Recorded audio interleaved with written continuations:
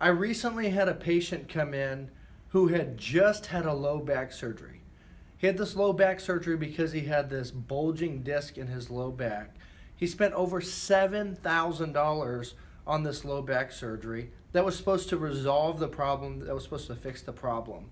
And he got zero improvement.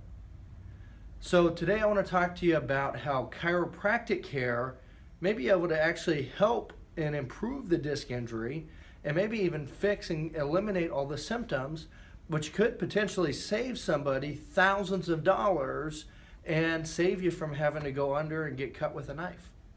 So what is a disc exactly? Well, a disc is a cartilage pad that's actually between the vertebra in your spine. There's two components to a disc. With the disc, the outside component is this tough, stringy cartilage material, and on the inside, it's actually like this jelly type material. Now, a disc doesn't have blood supply to it. So all tissues in our body, the way they stay healthy, the way they regenerate is through the blood. The blood will bring these nutrients into the tissue and remove debris, remove all the bad stuff out. Well, a disc, that's not how it works.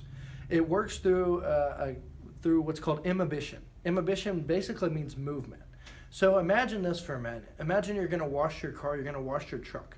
You have this sponge and this bucket of water and the soap. You take the sponge, you dip it in the water, you squeeze it, you let it go, and it sucks the soap and water in. Then you take it out and you squeeze it over your car and then rub it in. A disc works the same way as the sponge.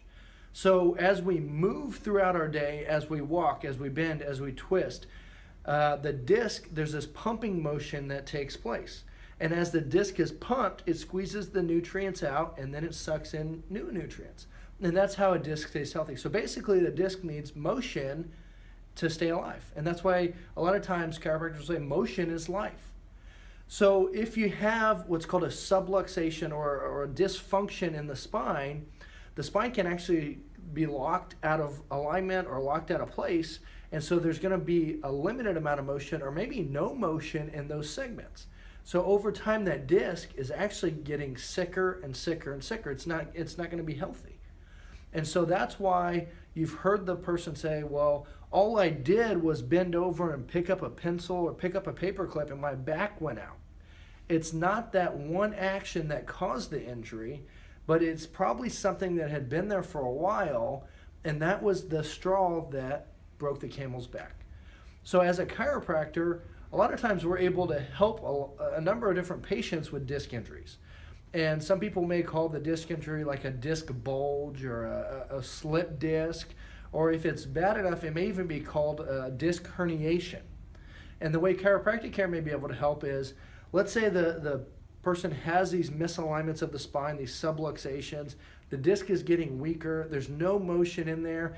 They do have where, let's say the outside, the tough stringy material, the cartilage material, maybe it ripped a little bit and tore. Now this jelly material is starting to push back and it's pushing back, starting to pinch on the nerve.